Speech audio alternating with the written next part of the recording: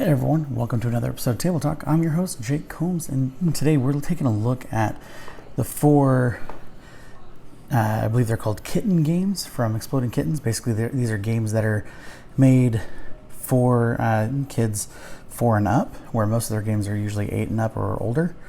So, let's go ahead and get started. We have My Parents Might Be Nightmares, Shake My Butt. That is a kitten. Which is pretty ironic. We have the best worst ice cream, and then we have I Want My Teeth Back.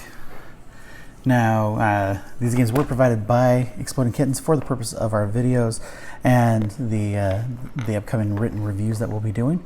So let's go ahead and open them up, and then just after that, we'll have our special guest come on and tell you what she thinks of the boxes so far. So, hello kitten. Somebody really wants attention right now. All right.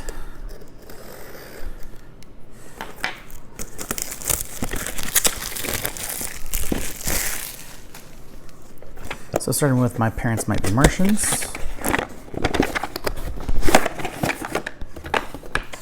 All right, so inside we have star tokens. We have basically looks like a folding megaphone. We have our rule book, which is pretty small and short, which is pretty typical of Exploding Kittens games. We have our ad insert showing the other games for kids, as well as some of the great family ones. Inside we have a sand timer, and then we have our cards. Now each card has 2 words on it, like this one's hey and circle. We have horse with TV, moon, and funny. So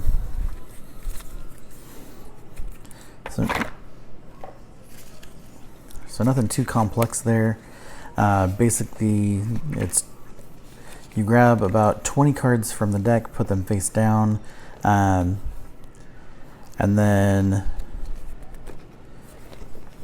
when you're playing, as a clue giver, you avoid saying single words and then waiting for the guessers to guess. Instead of doing that, you want to try speaking in full sentences. So it looks like the rules right here actually look like it's essentially the kid version of poetry for Neanderthals, because essentially you're saying single words to describe the word on the card, and then you can only use 1-syllable words, just like in poetry for Neanderthals.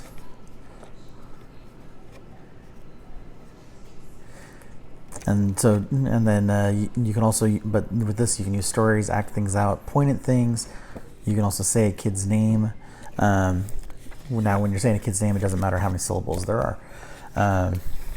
Now if it plays just as well as I think it will compared to poetry for Neanderthals, this game is going to be a lot of fun. All right, next is I Want My Teeth Back.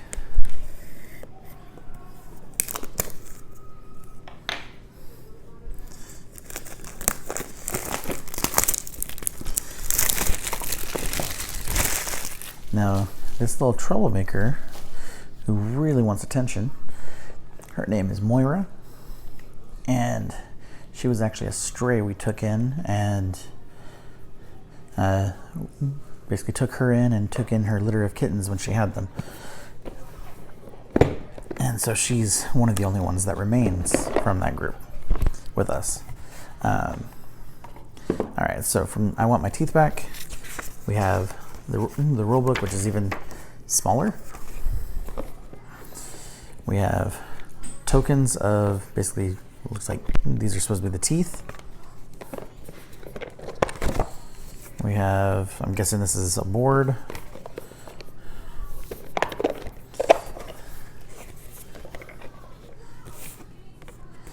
And then we have our player cards. Each one of them has a spot for you to actually write somebody's name. And then we have a spinner, which is actually pretty well designed. Most spinners, kind of skip and pop off real easy, and that actually spins very smoothly. We have our cards.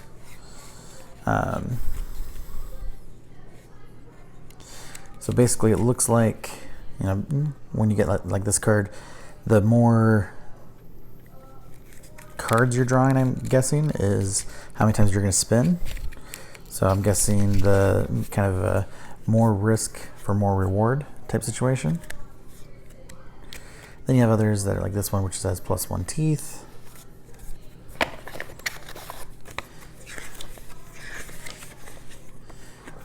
We have a little story about this Meef who's missing all of his teeth. And then we have our insert as always.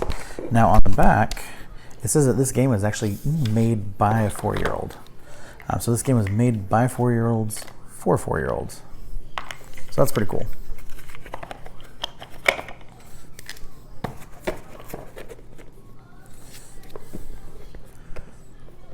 All right. Next is Shake My Butt.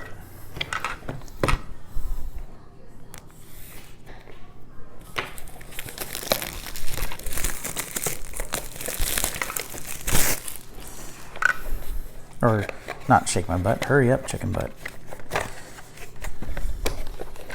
All right. So we have basically our dice kind of roller holder. The shape of it, kind of makes me think of the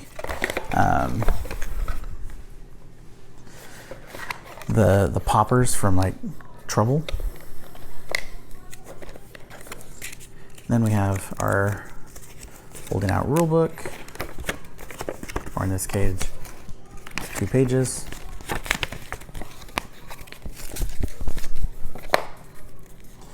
Then we have our cards.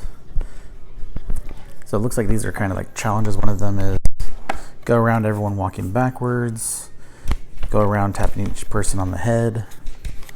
So it looks like this is meant to be kind of like a party game, but for kids.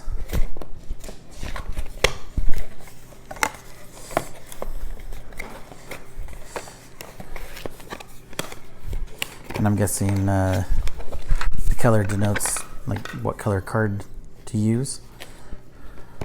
And then lastly, with the best worst ice cream. Let's see where, there we go.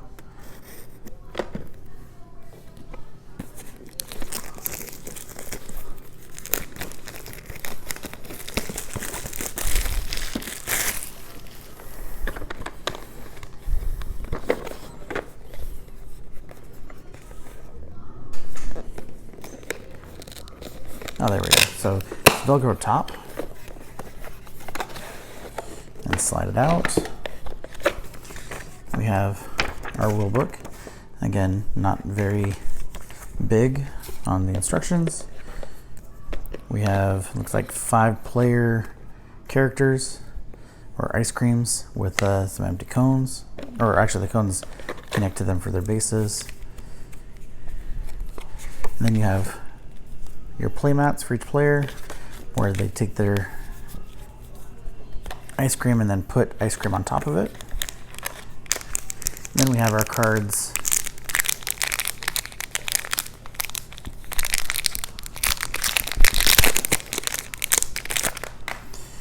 Which they're different on each side. So on this side, is just a single ice cream. On this side is 3 different ice creams. So I'm guessing you probably have them like this, and if you're playing the snail looking one, my guess is that you can only draw from the cards with the picture of the snail, and then it depends, right there, kind of, I'm guessing that you're going to be then looking for the snail to make your ice cream. But that is just my assumption there. Now let's take a look at the rules and see if I'm even close to being right. All right, so you guess which of the 3 it's going to be. You turn it over, and then if you're right, then you get to keep it and put it on your stack. If you're wrong, then it basically goes back and shuffled around, it looks like. So pretty simple mechanics. Definitely something I think that kids are going to really enjoy.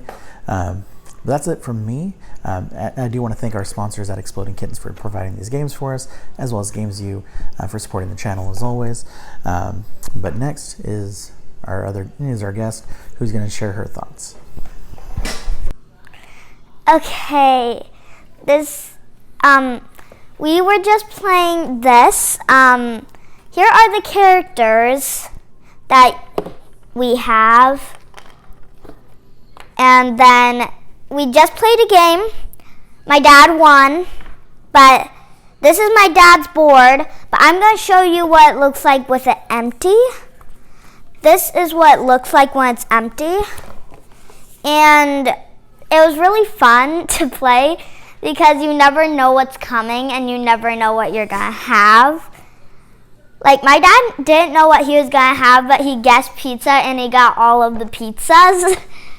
And we all had a pretty fun game, right?